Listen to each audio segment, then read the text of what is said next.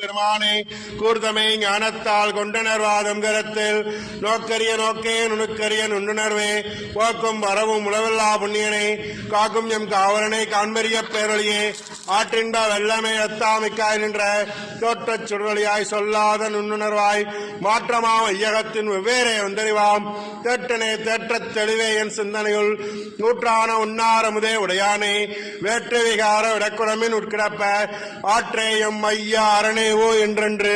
போற்றி புகழ்ந்திருந்து வைகட்டு மெய்யானார் மீட்டிங்கு வந்து வினைபிறவி சாராமே கல்லா புலக்கரமை கட்டளிக்க வல்லானே நள்ளிரலில் நட்டம் பயின்றாடும் நாதனே தில்லையில் கூத்தனே தென்பாண்டி நாட்டானே அல்லல் பிறவி அறுப்பானே ஓ என்று